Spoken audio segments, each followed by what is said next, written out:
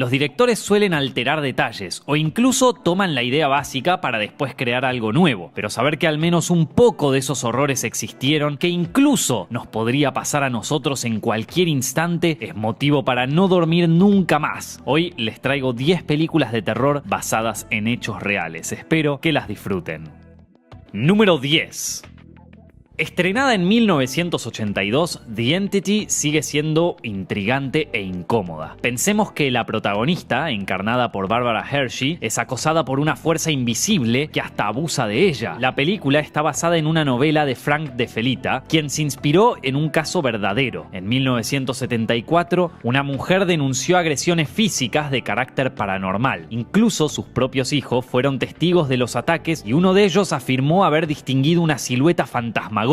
Un grupo de parapsicólogos de la Universidad de California se instaló en la casa y comprobó que la familia no mentía. Para preservar su identidad, los investigadores refirieron a la mujer como Doris Bither. En algún momento se dijo que Carla Moran era su nombre verdadero, pero solo lo es para la ficción. De cualquier manera, la verdadera víctima dijo que siguió padeciendo abusos incluso después del estreno del film. Doris murió de cáncer en 2006, pero su historia sigue dando de qué hablar.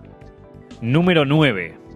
Wes Craven siempre será uno de los directores más emblemáticos del cine de terror. Entre sus virtudes estaba la de inspirarse en hechos reales para crear sus tenebrosas obras. En Las colinas tienen ojos, de 1977, presenta una familia típica estadounidense varada en el medio del desierto. Pronto son acechados por otra familia, pero de caníbales desquiciados que moran en los alrededores. Craven se inspiró en un clan de la Escocia del siglo XIV, liderado por Alexander Sonny Bean. La familia de Bean se volvió numerosa mediante la endogamia. Vivía en una cueva y asaltaba a los viajeros para devorarlos. Estos crímenes duraron 25 años hasta que fueron descubiertos por un sobreviviente. Al enterarse, el rey Jacobo VI envió a la cueva un ejército de 400 soldados. Los caníbales fueron capturados y ejecutados de maneras tan truculentas como sus acciones. Con el tiempo surgió la duda de si Sonny Bean y los suyos realmente existieron, ya que no hay registros de lo acontecido. Quedó como una leyenda, pero como sabemos, todas las leyendas tienen algo de verdad. Número 8. Las posesiones demoníacas son un fenómeno reconocido por la Iglesia Católica. Algunos casos se hicieron lo suficientemente famosos como para alimentar a la ficción. Por ejemplo, el que inspiró al exorcismo de Emily Rose. La película muestra a un sacerdote enfrentando un juicio por haber provocado la muerte de Emily Rose, una joven católica que decía estar poseída. Para ser más exactos, afirmaba que su cuerpo había sido invadido por 6 entidades malignas: Lucifer, Caín, Judas, Nerón, Belial y Legión. La verdadera Emily se llamaba Anneliese Mitchell, que a mediados de los años 70, en su Alemania natal, estaba convencida de sufrir posesiones. Los padres, al no encontrar otra solución, acudieron a 2 sacerdotes autorizados para exorcizarla, pero Anneliese murió el 1 de julio de 1976. La autopsia reveló que las causas fueron desnutrición y deshidratación. Los padres y los curas fueron enjuiciados y condenados por negligencia. Este caso también dio pie a la producción alemana de 2006 Requiem, que propone un enfoque más realista. Como en la versión norteamericana, los nombres de los personajes fueron alterados. Número 7. Chucky, el muñeco diabólico, es uno de los personajes más icónicos del cine de terror. Este diminuto asesino, poseído por el espíritu de un psicópata, originó secuelas, una remake y mucho fanatismo. Su aspecto y sus andanzas solo parecen exclusivas de la pantalla. Sin embargo, Chucky existió, aunque con otro nombre y otra apariencia. La leyenda data de 1896, cuando Robert, el hijo de la familia Otto, recibió como regalo un muñeco relleno de paja y disfraz de marinero. Un regalo cortesía de la criada, que había sido traída de las Bahamas y practicaba magia vudú. Robert se encariñó con el muñeco, al que bautizó con su mismo nombre. Ambos parecían inseparables. A los padres les resultaba algo simpático, hasta que empezaron a suceder cosas extrañas. Escuchaban otra voz cuando el hijo estaba encerrado con su compañero y solían toparse con muebles volcados y accidentes domésticos sin explicación. Y si eso no les da miedo, los vecinos afirmaron haber visto al muñeco asomarse por la ventana cuando no había nadie en la casa. Aterrorizados, los padres guardaron al muñeco en el ático y se mudaron. Pero cuando llegó otra familia y encontraron al muñeco, todo volvió a comenzar. En la actualidad, Robert el muñeco yace en el Martello Gallery Key West Art and Historical Museum, donde siguen sucediendo fenómenos inquietantes. De hecho, se pide a los visitantes que no le saquen fotos ni lo filmen debido a una posible maldición. Número 6.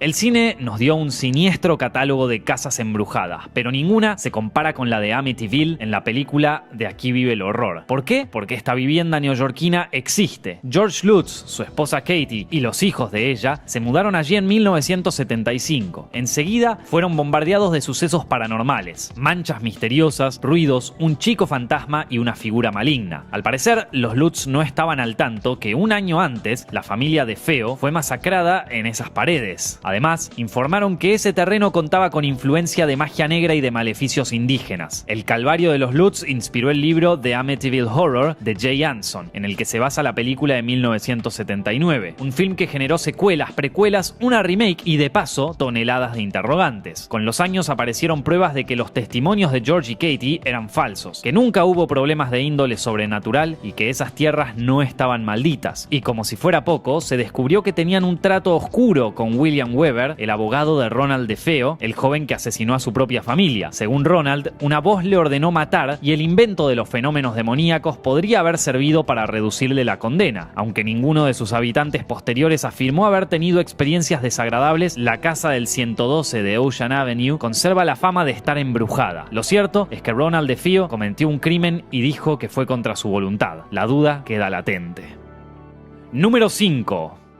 El terror y la ciencia ficción se fusionaron en La Mancha Voraz, la historia de una masa gelatinosa que cae del espacio, deglute personas y se vuelve gigante. Es un clásico de la década del 50. Aunque el concepto de la película suena extravagante, tiene un punto de partida anclado en la realidad. Una noche de 1950, dos policías vieron cómo caía un objeto del cielo. Cuando fueron a investigar, descubrieron una masa con forma de disco y de casi 2 metros, de color púrpura brillante y que parecía moverse. Cuando uno de ellos quiso agarrar una parte, la sustancia se disolvió en fragmentos que se le pegaron a la piel y desaparecieron. Minutos después, el resto de esta misteriosa mancha también se esfumó. El episodio apareció en algunas noticias locales, pero no tuvo mayor relevancia. Se pensó que podía haberse tratado de residuos de una fábrica de gas muy cercana. Como sea, uno de los artículos fue leído por un guionista en busca de ideas para una película. De allí surgió La Mancha Voraz de 1958, que 30 años más tarde originó una nueva versión. ¿Qué habrá sido lo que encontraron esos policías?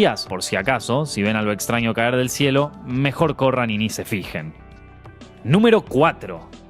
Si hay una película que garantiza el insomnio, esa es Pesadilla en lo profundo de la noche, un suceso escalofriante que convirtió al temible Freddy Krueger en un astro igual de icónico que Mickey Mouse. Como las colinas tienen ojos, Wes Craven volvió a nutrirse de la realidad. En 1981 leyó una serie de artículos sobre casos de personas que morían estando dormidas. Todas las víctimas eran varones jóvenes, saludables y sobre todo asiáticos que habían emigrado a los Estados Unidos. El caso más intrigante fue el de un muchacho de 21 años que confesó ser torturado por sus pesadillas. Temeroso, logró permanecer despierto 7 días y cuando se quedó dormido, murió de golpe. Las teorías iban de problemas cardíacos a estrés provocado por el choque cultural, pero las investigaciones permitieron descubrir más casos en países como Japón y Filipinas. Hoy en día este suceso se conoce científicamente como síndrome de muerte súbita inesperada. Con esta data, se podría pensar que Freddy en sí mismo es un invento 100% ficticio, pero tampoco. Craven tomó el nombre de un compañero de la escuela que lo molestaba y el aspecto de un individuo siniestro que una noche merodeaba por su casa.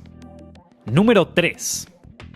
Decir que El Exorcista es una de las mejores películas de terror de todos los tiempos es redundante. De hecho, parece no haber nada más que agregar sobre este clásico, pero hay un dato que se menciona poco. Si bien la película está basada en la novela de William Peter Blatty, el autor había estudiado un suceso verídico. En 1949, The Washington Post publicó una nota sobre un chico de Maryland aparentemente poseído que había sido exorcizado. Blatty, que por entonces estudiaba en la Universidad de Georgetown, investigó a fondo, contactó al padre Bowden, uno de los responsables del exorcismo, y leyó un diario donde se narra en detalle los hechos. Allí se describía que el menor emitía sonidos guturales y que trató de atacar a uno de los sacerdotes, amén de otros fenómenos demoníacos. Años más tarde, el diario fue adquirido por el historiador Thomas Allen, que lo reprodujo en su libro Possessed. De este modo, El Exorcista, que ya de por sí daba miedo, ahora dará muchísimo más. Número 2.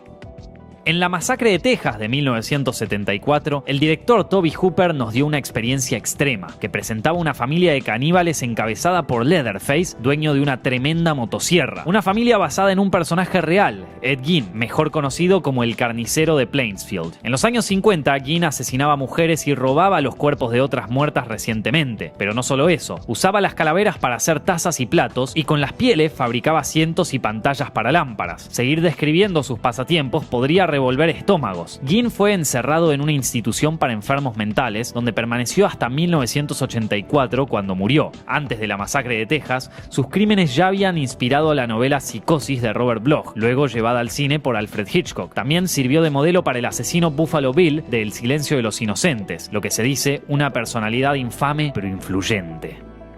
Número 1.